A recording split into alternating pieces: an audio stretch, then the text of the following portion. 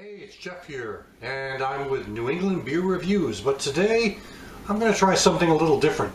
This is a New England-based whiskey, distilled in Boston, Bully Boy Distilleries, and it's a whiskey which is, I don't do a lot of whiskey, so I'm not a real expert like Rolfie from Scotland. I love watching his whiskey reviews. He's one of the best, I think, out there on this topic, really knows his stuff. His videos run maybe 20 to 25 minutes, but he really gets into the detail, the character, the history of the brewery and all that. So this is the American Straight Whiskey. This is out of Boston, and you can tell I've already been at this bottle a little bit for a few weeks, but I was kind of thinking I might try this for something a little different, and that's what I'm going to do today.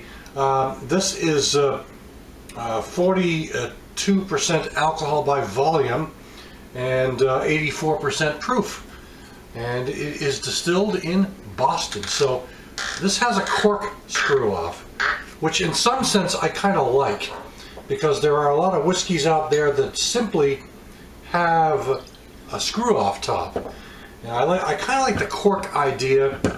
Maybe it's more traditional, maybe it feels like it can be stored longer. I don't know how old this is. This, though, is bottle number 171, and this is from batch number 125. So let me read what's on the back of this. It says here, the Bully Boy Distillers American Straight Whiskey is crafted from a sweet combination of corn, rye, and malted barley. It is a well-balanced whiskey, with the corn providing a subtle sweetness and the rye giving it a spicy, dry finish. We let the new American oak barrels do the rest. To retain flavor, our whiskey is not chill filtered, and it says here, let's see, hazy and cloudy is normal. So keep sipping. All right. That explains that. And I already, as you can tell, I've already had a few glasses of this. I bought this about a month ago. And whiskey is one of those things that I don't mind. I like scotch and whiskey. I'm still a big fan of beer. Those of you who watch my channel know that beer is kind of my favorite alcoholic beverage. But every now and then I feel like having an Irish whiskey or a Canadian whiskey, which are mostly blended. Blended whiskeys I tend to favor, and I'm not sure why that is. It might be because they're a little less expensive to come by than some of those out there, because there are some whiskeys out there that can cost $70, $80, $100, even more for a bottle. And if I were to buy one of those, I'd have to make sure that it's something I'm going to be sipping for probably about a decade, because I don't want to go through it fast. This was not too bad. If I recall, it was around $25, $30 for this bottle. I'm not exactly sure. But in New Hampshire, I live in New Hampshire, and we have a New Hampshire State Liquor Commission, and they operate all of the state liquor stores in the state, and because of that, they get a lot of low prices compared to some of the states around us. And a lot of people like to make fun of New Hampshire because we actually place liquor stores right on the interstate. You can drive off the interstate, drop into a liquor store, pick up a bunch of liquor, and head off. And because of that, because it's done through the State Liquor Commission, bought in bulk and whatnot, they actually can keep the prices lower. So we get a lot of people that come in from Vermont, from Massachusetts, from Maine, who travel over to the New Hampshire liquor stores just to save a few bucks on their favorite bottle of liquor. So anyway, so I've let this sit for a little bit. I mean, you want to let whiskey sit for a little bit, and you can take a look at this. I mean, it's really a nice looking copper, almost clear, really golden color on this. I mean, it's a handsome looking whiskey. And I'll tell you right now, for those of you who are about to say, you know nothing about whiskey, well, hey, I'll tell you, I know very little about whiskey. I know a little bit about whiskey, but I'm not an expert on whiskey. So if you want to put that kind of comment down below on my page, feel free. I will respond and say, hey, I'm still learning. So anyway, so I think this is an attractive looking bottle, or I'm sorry, attractive looking glass of whiskey. As I said, it's very golden, almost, you know, kind of a pale yellow, light brown color. It's very attractive. I'm trying not to review this like I would a beer, because whiskey is an entirely different type of liquor. Now, I have had this before, as I've said, and I do enjoy the sort of clean character about this one. I'm picking up a touch of cinnamon on this, and maybe a bit of vanilla on this. I mean, it's got some nice, you know, grainy malt characters, but the vanilla and the cinnamon is pretty much what I pick up more so. Maybe even a little nutmeg, and perhaps maybe even a little apple or pear, perhaps. But let's try it neat and see what happens.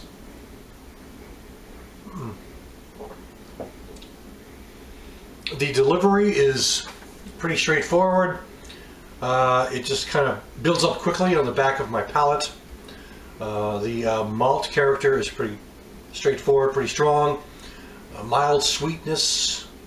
The character isn't quite as cinnamon-like as the aroma suggests, but that has a lot to do with the way your palate, you know, understands things. Because sometimes you can smell something a certain way, and when you're drinking and tasting, the aroma and the taste come together. But some people think that's a different sort of biological characteristic in the human body. You know, something smells a certain way, but it does actually merge with the way you taste a beer or taste a whiskey in this case, because, you know, you're picking up kind of the aroma, and then you're also picking up a flavor, but they're really kind of intermingled in that way. So I'm going to put a little water into this. This is the way my friend Rolfie, well, I'm not sure if he's a friend, but I do watch his reviews. This should expand it out a little bit, I would think. All right. So I've poured a couple of tablespoons of water, or dropped a couple of tablespoons of water into this whiskey. And this is the kind of thing I really it's hard to me to jump right into it like I do a beer review. When I do a beer review, I really kind of go right in. I get it all done in about 5 or so minutes. But when you're drinking whiskey, you want it to breathe a bit.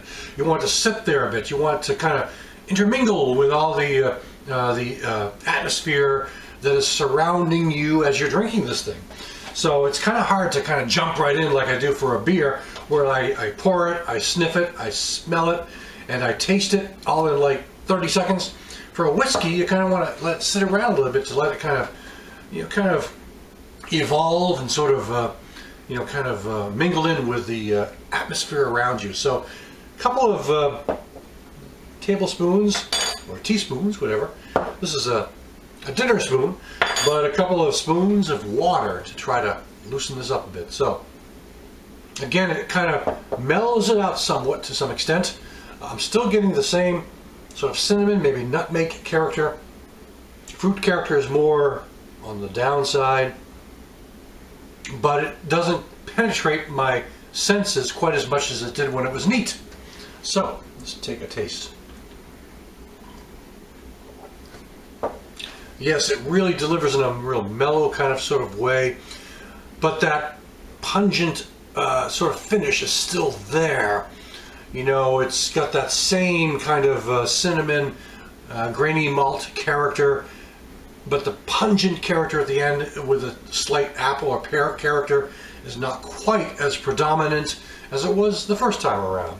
It's still coming up on the backside. It still delivers a bit of a punch at the end, but it's not quite as pungent as it was when I had it a minute ago before I added those couple of teaspoons of water.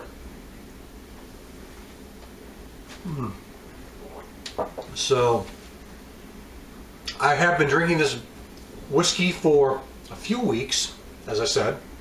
I wish I knew how old it was. I don't recall seeing any notice on there on the sign or at the store or whatever telling me how old this was. For all I know, it could be a couple of years old, it could be 8 years old, it could be 10 years old. I really don't know. I wish I had done some level of research to maybe look into that more. As we all know, you know, whiskey and scotch, they all age well, of course. That's the whole intent of it. I mean, people can drink a whiskey that may be 100 years old and still think that it's a very smooth, very tasty, very delightful, because it was designed in such a way, the way it's distilled, it was designed in such a way to age and sit for a long period of time. And I know about a year or so ago, maybe a couple of years ago, my father had some rye, and he might have had some whiskey. I think it was rye mainly. And I don't know what the name brand was or who it was from, but it had been sitting in his cellar for probably at least 5 years before he gave me the bottle. And I don't know how old it was when he bought it. It could have been 10 or 12 years old at the time, but it was so delightful to drink because it had been sitting in his cellar, covered away from any kind of light, inside of a cabinet, away from any kind of light or any kind of other distractions. And then he said, "You can have this." And I took it home and enjoyed it, really enjoyed it a lot. So anyway, I'm not trying to sound like I'm an expert, because I promise, and those of you who already put a thumbs down on my video, well, thank you anyway for watching. If you put a thumbs up, I appreciate that too, because I promise you, I'd like to learn more about whiskey and scotch. It's something that I like and something I enjoy, something I would like to learn more about. I'm just not quite there yet. I can distinguish certain characteristics at this point, but give me a couple of years, I might be able to really sound somewhat intelligent when I talk about this topic. But I want to say that for the first whiskey I've had out of New England, from Boston, you know, I'm enjoying this quite a lot. It's not quite as pungent, not quite as penetrating as some whiskeys can be, and adding a couple of drops of the water really kind of added to it. But it's a very enjoyable whiskey, and it is one I would buy again. And I'm going to finish this video and enjoy the rest of this, because whiskey is not something you drink quickly. It's something you drink over the course of an hour, or maybe an hour and a half or something. So this is my kind of nipper nightcap, because I'm doing this after 7 o'clock at night. So I really want to thank you for stopping by, and I will catch you again next time.